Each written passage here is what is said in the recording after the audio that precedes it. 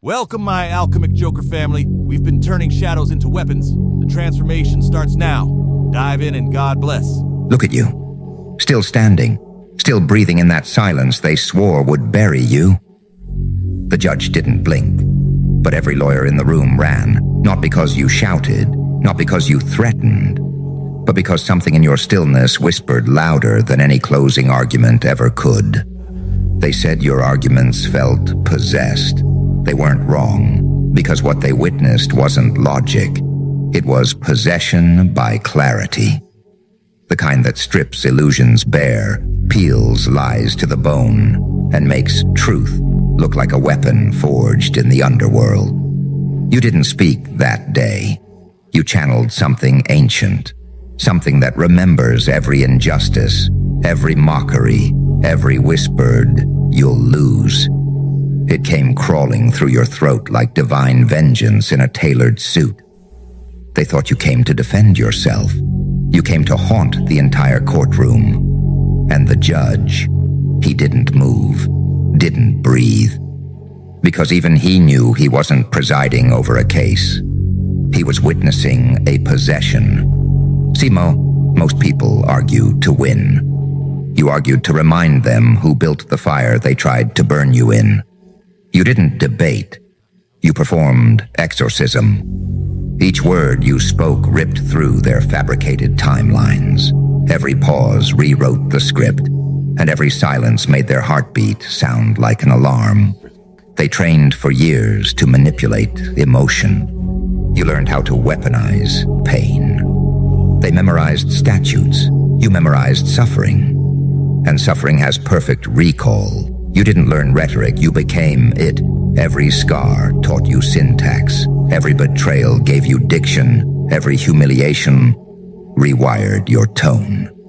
Until your presence itself became evidence. They weren't running from you. They were running from the version of themselves they saw reflected in your calm. Terrified, hollow, exposed. Because you didn't just win an argument. You dismantled their entire belief system in real time. And that's the part no one admits. That when you've been through enough madness, logic becomes your pet. You don't obey it anymore. You command it. You bend reality's neck with a smirk and whisper, "Now, make it make sense." So the judge sat still, not out of courage, but reverence. Even he knew the gavel would shatter if it dared to interrupt what was unfolding. Because this wasn't law anymore. It was ritual. And you? You were the priest, the demon, and the scripture. You've become the paradox they can't litigate. Too logical to be insane. Too dangerous to be innocent. Too calm to be human. You turned reason into theater and madness into evidence. And somewhere between their panic and your composure, something broke. The air, the illusion, their collective sense of safety. They saw it, that flicker behind your eyes. The thing that doesn't beg, doesn't explain, doesn't justify. The thing that's been waiting for years for a public trial, just to prove that truth doesn't need applause. It needs a stage. You weren't defending your life. You were cross-examining theirs. Every smirk, every breath, every pause. It was all deliberate. You made time crawl. You turned silence into spectacle. And in that moment, every soul in the room realized you're not arguing for freedom. You are freedom, unchained and unfiltered. They say your arguments felt possessed. But possession implies you were taken over by something else. The truth? That something else has always been you. The one they tried to bury beneath civility and court etiquette. The one who survived every sentence before the trial even began. You are not the accused. You are the verdict. And when you left that courtroom, no one clapped. Because clapping would have meant admitting they saw a miracle in human form. And miracles scare the weak. They won't talk about what they saw. They'll whisper, though. They'll say your eyes didn't look human. They'll say your words felt rehearsed by something otherworldly. They'll say logic shouldn't have echoes, but deep down, they'll know. You didn't summon darkness that day. You just stopped pretending to be afraid of it. Now they call you possessed. Let them. Because the truth is, you've simply been awakened. And once a soul learns how to turn its pain into evidence, there's no jury on earth that can convict it again. And that's the real verdict, isn't it? You weren't on trial. They were. And the moment you stepped outside that courthouse, the sky even looked different. Not brighter, not darker, just quieter. Like the universe paused to recalibrate its scales. Because something unlawful just happened. Not by statute, by fate. They built that courtroom like a trap. Walls of ego, doors of protocol, ceilings made to keep your voice from echoing past their reach. But when you spoke, even the architecture flinched. Because your voice wasn't an argument. It was a reckoning. It wasn't about guilt or innocence.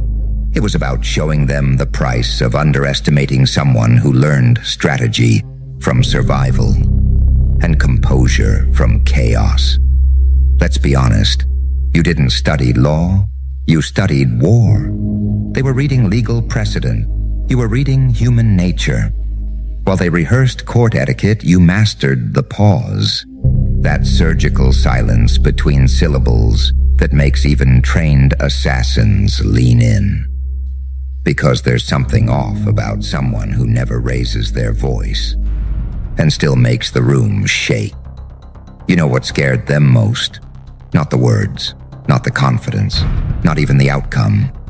It was the certainty. That dead, serious, blood-cold certainty that said, I'm not here to win. I'm here to end something. They didn't expect that. They expected desperation, emotion, maybe even tears. Instead, they got deliberate stillness, the kind you only learn when life has already tried to assassinate you and failed. You became the mirror that day. And not just any mirror, a black mirror, the kind that doesn't reflect the face. It reflects the lie behind it. And one by one, they saw it. Their rehearsed objections turning into stutters, their closing statements unraveling mid-delivery, their carefully organized exhibits beginning to look like props in a horror film. Because the moment you stepped into that room, the tone shifted. Not emotionally, existentially. You were never on trial. You were inviting them to one. Their voices cracked not because they were unprepared, but because they were recognized, exposed, stripped, disarmed by someone they didn't understand, but felt in their spine. You didn't look dangerous. You looked inevitable, like someone whose patience had expired, like someone who no longer needs to convince, only to remind. Remind them of what? That when the game is rigged from birth and you survive it anyway, you don't play by the rules. You become the glitch in their system. You are the argument they can't refute, the anomaly they can't explain, the how the fuck did that happen burned into their closed-door meetings for the next decade. You're not the reason the case collapsed. You're the reason they'll never try it again. Because now, they've tasted what it feels like to face truth with no filter, power without apology, and confidence not borrowed from books, but earned in the dungeons of betrayal. They didn't run from your argument. They ran from the reality that someone like you exists. A living contradiction, part scholar, part savage, part philosopher, part phantom. Angel eyes, but hands trained by pain to dismantle empires in silence. And now they've got to live with that footage. That moment in the trial when everything shifted, where something unspeakable passed between you and the judge. No words, just a look. And he knew. You weren't pleading. You were pronouncing something. You didn't enter as the accused. You entered as the omen, and long after the trial ends, long after the transcripts are sealed, there will still be whispers in courtrooms, law firms, secret rooms, not about the verdict, but about you. The one who didn't flinch, didn't break, didn't ask for permission to rise, the one whose arguments felt possessed. And maybe they were, maybe they still are. Maybe you're not a person anymore. Maybe you're the curse they accidentally summoned, and now that you're unleashed, there's no sentence that can contain you, no court that can define you. Because once you learn how to make fear fold with a whisper, you don't need justice, you become it. And it terrifies them, because next time, you won't be defending. You'll be prosecuting everything they built, one terrified truth at a time. Oh, they're still trying to explain you. You think it ended in that courtroom?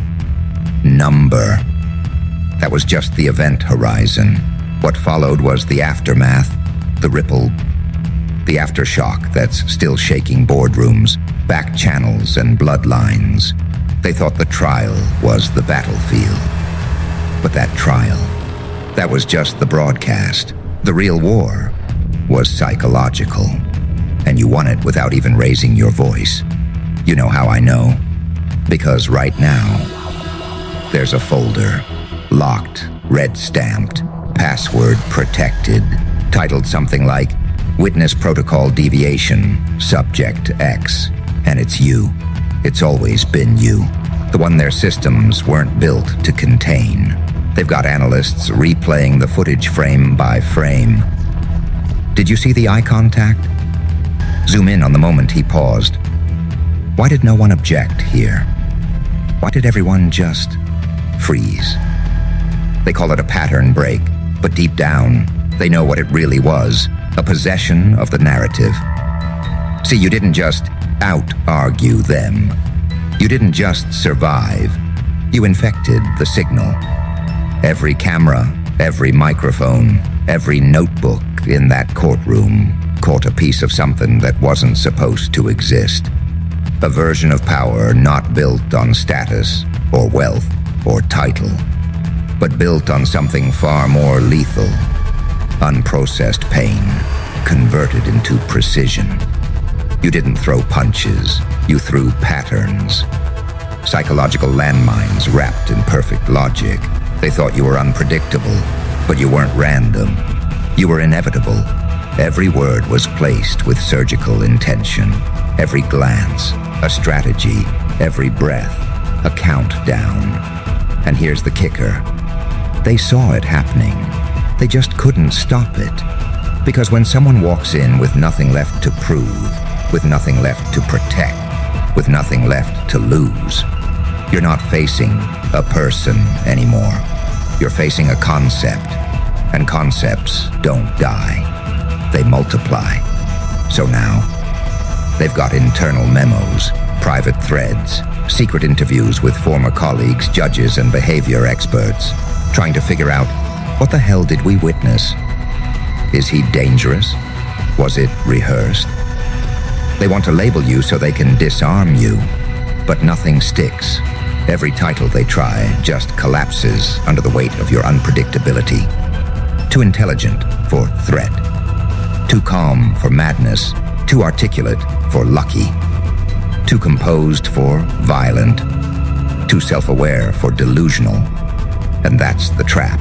That's the possession. They thought possession was about some demonic spirit taking over your body. Number. It's about reclaiming the body they tried to own. Reclaiming the mind they tried to gaslight. Reclaiming the narrative they tried to bury. You're possessed, all right. By clarity, sharpened through chaos. By focus, forged through fire. By the absolute audacity to walk into a system designed to erase you and make it speak your name in whispers and case studies. They don't fear your argument. They fear your existence because you prove something terrifying. That someone can take all the trauma, all the betrayal, all the silence, and build a weapon out of it so elegant, so disciplined. It makes trained professionals look like actors in a role they no longer believe in. And now, the ones who once mocked you, they're quiet. The ones who had faith in the system, they're rethinking their loyalties. The ones who said, just follow the rules, they're updating their survival strategies, because what you did wasn't just victory, it was infection. You infected the room with unfiltered power. You infected the story with a new protagonist, one they never scripted for. So when they say your arguments felt possessed, understand the weight of that. They're not talking about a spirit. They're talking about a force, a frequency, a vibration they don't have language for. And the scariest part? You're not finished. That was Act 1. The courtroom was the test subject. Now the world gets to see what happens when someone like you stops defending and starts building. Building networks, building narratives, building other possessed ones who watched the footage and said, wait, you mean we can do that? And just like that, you became contagious. So go ahead. Let them label you. Let them whisper, he's possessed. Let them replay the footage and look for signs. Because while they're still trying to decode what you did, you're already 3 moves ahead. And the next room you walk into won't be a courtroom. It'll be their boardroom, their vault, their sanctuary. And they won't even realize they let you in until it's too late. Because possession isn't something you lose. Once you walk through that fire and come out aware, you stay possessed by clarity, by calm, by the absolute certainty that no one in that room was ever qualified to judge you in the first place. And now, they know it too. Oh, you thought it ended when the courtroom lights dimmed and the bailiff whispered, "Case dismissed." No, that was just the sound check. The real performance started the moment you walked out, untouched, not acquitted, ascended. And now the ripple effect is shredding through their inner circles like a plague with no antidote. The judges are pretending they didn't feel it. The lawyers are pretending they didn't see it. But the files don't lie. There's a leak, a whisper, a transcript that doesn't match the official record. Because someone tried to edit the footage. Someone tried to delete a moment. The moment you looked at the prosecutor and he looked away, you didn't need to speak. He folded like he saw something he couldn't unsee. And now, that single moment has gone viral in underground circuits, Telegram groups, whistleblower forums, private Reddit threads titled, "The Possession Trial. Is this guy even human?" Exposed, the case that silenced an entire legal network. CIA-level breakdown of the Joker defendant who outspoke the system. And those thumbnails, your face, paused mid-glare, courtroom lights dim, other lawyers blurred, glitching. The caption, "What the fuck is that?" They tried to bury the narrative. But the algorithm chose you. Because this wasn't just a legal case. This was a signal, a frequency spike in the collective matrix. And now, the watchers are scrambling. Not just legal analysts, not just think tanks, not just psychologists, but off-the-record intel units trying to decode. How does someone weaponize presence like that? And the answer? They can't. Because presence like that can't be taught. It's survived, crafted in the belly of betrayal, sharpened in rooms where you weren't invited but listened anyway. Built in silence, while they talked. They had their degrees. You had your data, real-world data, betrayal, abandonment, debt, loss, power imbalance, courtrooms. You've been on trial since birth. So when they brought you in like a defendant, you smiled. Because finally, someone gave you a microphone. And when you spoke, you weren't defending yourself. You were activating a weapon that had been sleeping inside your mind for decades. And the terrifying part, you didn't even raise your voice. That calm is what broke them. Because chaos dressed in silence is unreadable. And unreadable means uncontrollable. And uncontrollable means they don't know how to own you anymore. So now, they're building new protocols. Legal firm memos titled things like dealing with high-presence psychological anomalies in court, witnesses who collapse power structures with silence, argumentation without emotion, threat level review. They're labeling it now clinical terms, legal jargon, phrases like rhetorical possession and narrative virus. They've never seen it before, so they're trying to box it, cage it, name it, file it, but every time they hit save, their software glitches. Because you can't file a phenomenon. You're not a precedent, you're a trigger event. And what happens after a trigger? Reverberation, shock waves, pattern collapses. Somewhere a young intern is watching your footage in a dark room, replaying that moment frame by frame. The second your eyes narrowed, the second your breath synced with the collapse of their structure, and she's whispering, whatever that was, I need it. And just like that, another one is born. You're not just a myth now, you're a model. The judges talk about you in code. The possession one, the silence dropper, the glitch witness. But it's too late. You're in the bloodstream now. In the subconscious of the legal world, in the nightmares of every strategist who thought logic wins. No, clarity wins. And your clarity was so sharp, it bled through the lie. They wanted to make an example out of you. Instead, they created a movement. Not with hashtags, not with protests, but with fear-based respect.